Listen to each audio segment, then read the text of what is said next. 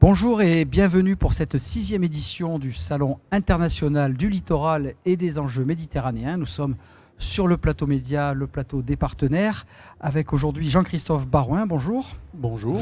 Vous êtes le directeur du projet port chez EDF et j'ai tout de suite envie de vous donner la parole pour votre constat des enjeux actuels sur les ports, qu'ils soient de commerce mais aussi de plaisance. Alors, ça fait un certain nombre d'années que nous regardons ce qui se passe dans les ports.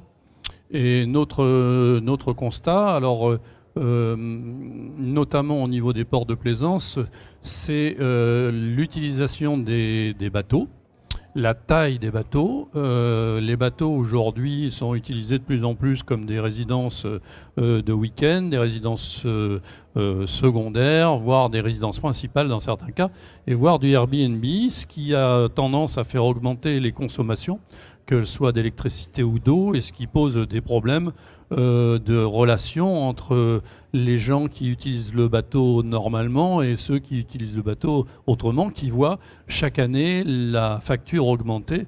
Et donc, on leur explique que c'est parce que les charges augmentent. Donc ça, voilà. Donc ça, c'est un des aspects. Le deuxième aspect, c'est que on a des ports qui sont vieillissants.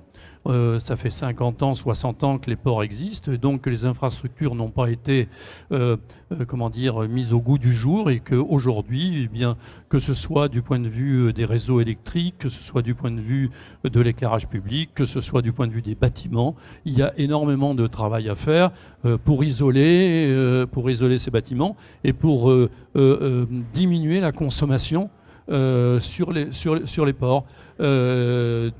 C'est aussi vrai sur les ports de commerce comme les ports de plaisance. Parce que finalement, si on veut décarboner, eh bien, il ne faut pas qu'on consomme, il ne faut pas qu'on envoie dans l'atmosphère des gaz à effet de serre et qui sont mauvais pour le climat.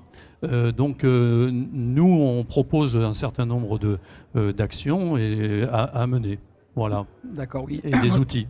Ces outils, et vous avez cette expertise pour la décarbonation, le nécessaire port du futur, le port de demain. Peut-être vous avez des exemples d'actions en Méditerranée à nous évoquer? Oui, tout à fait. Alors, nous, on a des tas d'outils. Il y a des gens qui ont des voitures et qui utilisent des vilebrequins. Nous, on a créé une offre qui s'appelle l'offre EcoPort, et qui est une offre, alors Eco parce que le I de Internet. Donc on est sur le port de demain avec un port connecté, éco comme écologie et éco et comme économie. Et donc cette offre-là, elle est justement, elle permet de suivre les consommations des gens, de les sensibiliser à ne pas consommer. Et par rapport à ce que je disais juste avant, c'est justement d'essayer d'établir un équilibre, une égalité, on va dire, de traitement des gens qui utilisent le port par rapport au coût que ça représente. Donc il y a ça, on a de la production d'énergie, en termes de photovoltaïque, avec de l'autoconsommation, voire même de la revente de la consommation produite. On travaille sur des aspects de désalinisation, on travaille sur la sécurité, sur l'éclairage public, sur la mobilité dans le port. Enfin, voilà, tout ça est à l'intérieur de notre offre actuellement existante. D'accord. Et vous m'avez parlé tout à l'heure de Port-Vendre et Port-Camargue, peut-être oui, deux petits mots sur oui, ce qui tout à fait. passe. Alors, pour votre information, nous sommes reliés avec deux entités, la Chambre de commerce des Pyrénées-Orientales et la compagnie La Fruitière, qui est une grande compagnie qui emploie plus de 25 000 personnes et qui est basée à Marseille, et qui vient sur le port de Port-Vendre et qui amène des fruits, en particulier des bananes. Il y a 300 000 tonnes de bananes qui arrivent à Port-Vendre chaque année. Donc quand vous mangerez des bananes, vous penserez à Port-Vendre et à nous. Et donc on a constitué une société, on a répondu à l'appel d'offres de la concession et nous avons remporté cet appel d'offres, et nous sommes donc aujourd'hui tous les trois créant cette société pour exploiter le port pendant 15 ans. Et sur ce port, nous allons faire ce que je disais tout à l'heure. On va faire de la thalassothermie, on va faire un port connecté, on va et faire de la production d'énergie, etc., etc.